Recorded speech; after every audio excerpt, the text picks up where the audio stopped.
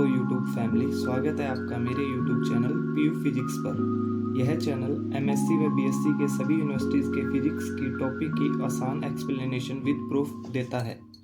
तो दोस्तों, जैसा कि हमने लास्ट वीडियो में कार्टेशियन कोऑर्डिनेट्स के बारे में पढ़ा था सेपरेशन ऑफ वेरिएबल्स के अंदर, तो उसी का एक अनदर पॉइंट जो टॉपिक आता है वो है सर्कुलर सिलेंड्रिकल कोऑर्डिनेट्स। ठीक है, इसका भी सेपरेशन ऑफ वेरिएबल्स के अंदर सर्कुलर सिलेंड्रिक कोऑर्डिनेट्स के बारे में डिस्कस करेंगे। तो वो क्या है, in separation of variables our unknown function psi, हमारे पास कोई अननोन फंक्शन है साई, वो डिपेंड किस पे कर रहा है, depend on rho phi z. किस पे डिपेंड कर रहा है, रो फाई जेड पे। The Helmholtz equation become, Helmholtz equation क्या होगी फिर उस केस में, del square psi rho phi z plus k square psi rho phi z is equal to 0। Equation number first. ठीक है, तो rho phi z are coordinate of psi, ये किसके कोऑर्डिनेट है, साई के कोऑर्डिनेट है। तो इन circular cylindrical coordinate using Laplacian, circular cylindrical coordinate में हम जब लैप्लेशियन के यूज करेंगे तो क्या आएगा, del psi rho phi z is equal to rho cap, partial differentiation करेंगे यहाँ पे तो क्या आ जाएगा अपना, curl psi upon curl rho plus ये यहाँ पे क्या है, phi cap 1 upon rho curl psi upon curl phi plus z cap curl psi upon curl z. तो ये हमारा क्या आ गया, लैप्लेशियन आ गया सिलेंड्रिक कोऑर्डिनेट्स के कंडीशन के अंदर। ठीक है, तो हम इसको और कैसे लिखेंगे, so 1 upon rho curl upon curl rho, ये क्या आ गया अपना, rho curl psi upon curl rho plus 1 upon rho square curl square psi upon curl phi square plus curl square psi upon curl z square plus k square psi is equal to 0। तो हमारे पास जो लैप्लेशियन equation आएगी वो इस form में आ जाएगी, जो हमारी इक्वेशन नंबर सेकंड होगी। ठीक है, as before we assume a factored form of phi, हम अगर फैक्टर्ड फॉर्म साई की यूज करेंगे, जो साई दिया हुआ है हमारा, इसका फैक्टर्ड फॉर्म यूज करेंगे तो उसको कैसे लिखेंगे, psi rho phi z is equal to, ये कैपिटल रो है, capital rho small rho phi capital के अंदर फाई स्मॉल के अंदर, जेड कैपिटल के अंदर जेड स्मॉल के अंदर। इसके रिगार्डिंग मैंने शॉर्ट्स वीडियो बना रखी है, जो मेरी पहली वीडियो थी वो साइंस के अकॉर्डिंग थी, जो अपने ग्रीक साइंस थे उनके बारे में, बाकी मैंने यहाँ पे साइड में मेंशन भी कर दिया इनको। ठीक है, ये हमारे पास इक्वेशन नंबर थर्ड आ गई।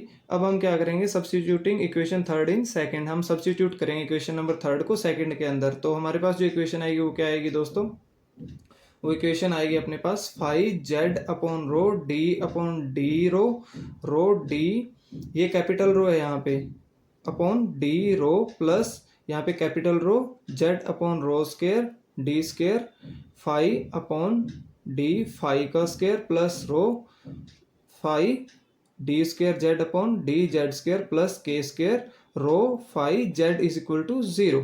ये यहाँ पे सारी कैपिटल आई, जैसा कि हमने लास्ट में किया था कार्टेशियन कोऑर्डिनेट्स के अंदर, तो वैसे ही यहाँ पे सेम कोफिशिएंट लिए गए हैं। ठीक है, फाई के, ठीक है, साई के कोफिशिएंट लेके उनको अलग अलग एक बार कैपिटल और एक बार स्मॉल के अंदर मेंशन किया गया इक्वल के अंदर।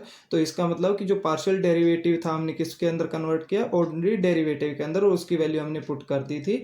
जो थर्ड इक्वेशन थी ऑर्डिनरी डेरिवेटिव की, वो हमने सेकेंड इक्वेशन के अंदर पुट की। तो इसका डायग्राम कुछ ऐसा होगा, देखो हमारे पास कोई सिलेंड्रिकल होगा, जेड डायरेक्शन होगी, वाई डायरेक्शन होगी, एक्स डायरेक्शन होगी। ठीक है, तो हमारे पास मान लो कि ये जो इसकी यहाँ से लेके यहाँ तक है, ये जेड कोफिशिएंट है, ठीक है इसका, ठीक है, और जो इस साइड आ रहा है ये वाला, ये है हमारा रो। ठीक है, और जो हमारे यहाँ पे जो एंगल बन रहा है, ये एंगल बन रहा है अपना फाई। ठीक है, फाई। तो अगर इसको आप इसको अगर आप डायग्राम को अलग से देखोगे तो इस प्रकार के कोऑर्डिनेट्स आएंगे, x direction, y direction, z direction, और ये पूरा एक एंगल है एक्स वाई के बीच में। ठीक है, तो इस डायरेक्शन में रो होगा हमारा, और इस डायरेक्शन में क्या होगा हमारा, फाई। ठीक है, इस डायरेक्शन में क्या होगा, फाई, और जो ऊपर की डायरेक्शन में होगा जेड की डायरेक्शन में वो जेड। ठीक है, तो इसको हम इस प्रकार डायग्राम के द्वारा समझ सकते हैं। तो जैसा कि मैंने आपको बताया कि जो हमारी पार्शियल डेरिवेटिव है बिकम ऑर्डिनरी डेरिवेटिव, तो ऑल पार्शियल डेरिवेटिव है become ordinary derivative dividing by rho phi Z and moving the Z derivative to right hand side. ये रो है, ठीक है, ये कैपिटल के अंदर है, तो इसको रो पी के फॉर्म में ही लिखा जाता है। तो ऐसा rho phi Z and moving the Z derivative to right hand side, जब हमने इसको डिवाइड किया रो फाई जेड से, तो और हमारा जो जेड वाला डेरिवेटिव उसको हम निकाल लिया राइट हैंड साइड, तो हमारे पास जो इक्वेशन आएगी वो आएगी 1 rho capital rho D by D rho by D rho plus 1 rho square phi d square phi upon D phi square plus k square is equal to -1 z d square z upon d z square. Equation number 5। इसमें जो Z वाला हमारा derivative था उसको हमने right hand side ले लिया, और इस डेरिवेटिव को हमने क्या मान लिया, एक तरीके से इसका जो कोई कांस्टेंट होगा, जो हमने कांस्टेंट माना था, कांस्टेंट किया था ना, सेपरेशन ऑफ कांस्टेंट के बात की थी, कांस्टेंट ऑफ सेपरेशन वेरिएबल, तो इसका मान लिया, जैसे लास्ट वीडियो में हमने कार्टेशियन कोऑर्डिनेट का माना था -l², तो उसी प्रकार इसका क्या मान लिया हमने, लेट अस चूज -l²। तो हम इसको क्या लिख सकते हैं, D square z upon d z square, ये माइनस का जेड यहाँ पे था, मैं इधर ले गया प्लस का जेड, तो जो हमारा -l² था वो क्या हो जाएगा +l² जेड। तो इक्वेशन नंबर आ गया अपने पास 6। अब मैं पूरी इस इक्वेशन को, जो हमारी 5th नंबर ये पूरी इक्वेशन है, इसको मैं इक्वल टू लिख सकता हूँ -l², ठीक है। तो मेरे पास है 1 rho capital rho D by D rho d capital rho upon D rho plus 1 rho square phi d square phi upon D phi square plus k square is equal to -l²। Equation number आ गई मेरे पास 7th, ठीक है। अब क्या करेंगे, देखो, setting के square plus l² is equal to n², जो हमारा के स्क्वायर है और l² है, अगर इधर मैं इसको लेके आऊँ तो प्लस का l² हो, इसको मैंने मान लिया इज इक्वल टू n², ठीक है, multiply by rho square and rearrange we obtain. अगर इसको मल्टीप्लाई करेंगे हम रो स्क्वायर से, तो हमारे पास जो इक्वेशन आएगी वो क्या आएगी, rho upon capital rho D by D rho multiply rho upon D rho plus n² rho का square is equal to -1/5 D square phi upon D phi square is equation number 8। अब हमारे पास जो phi वाली term है या phi वाला जो derivative वो इस साइड आ गया, तो हम इसका कांस्टेंट मान लेते हैं, मान लो -m², तो ये फाई उधर जाएगा, मल्टीप्लाई में हो जाएगा, ठीक है।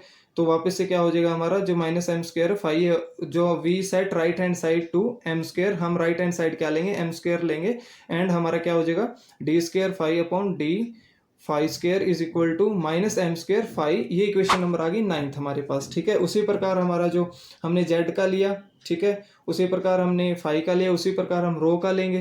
तो इक्वेशन के अंदर हमारा इक्वेशन नंबर जैसे 9 तक हमारा आ गया, जो d square phi upon D phi square is equal to -m² phi, equation number 9। अब हम आगे क्या करेंगे, for the rho dependence we have, क्या आएगा, जो इक्वेशन 9 थी हमारे पास, rho d upon D rho upon D rho plus n² rho का square -m² rho is equal to 0। तो हमारे पास इस प्रकार की इक्वेशन आएगी। जब हम इनको ड्राइव करेंगे, इसकी जगह हम पुट करेंगे जैसे ही वैल्यूज n² रो स्क्वायर -m² रो, इसमें से रो कॉमन आएगा एक, तो इज इक्वल टू हमारा क्या आएगा 0 आएगा। तो ये हमारे पास इक्वेशन आएगी। जो ये इक्वेशन हो गया, हम इस इक्वेशन को क्या बोलते हैं, बेसल इक्वेशन। तो हेल्महोल्ट्ज सॉल्यूशन की बात करें तो हमारे पास जो हेल्महोल्ट्ज सॉल्यूशन आएगा वो क्या आएगा दोस्तों, हमारे पास वो आएगा psi rho phi z is equal to क्या आ जाएगा, rho capital small rho phi capital small phi z capital small z. तो ये हमारे पास सॉल्यूशन आ जाएगा किसका, सर्कुलर साइलेंड्रिकल कोऑर्डिनेट्स का, ठीक है। तो इस टॉपिक के अंदर अगर आपको कोई डाउट लगा है, अगर आपका कोई क्वेश्चन है, तो मेरे कमेंट सेक्शन के अंदर मेंशन कर सकते हैं, और आने वाली वीडियोस के लिए मेरे चैनल को लाइक एंड सब्सक्राइब करें। Thank you.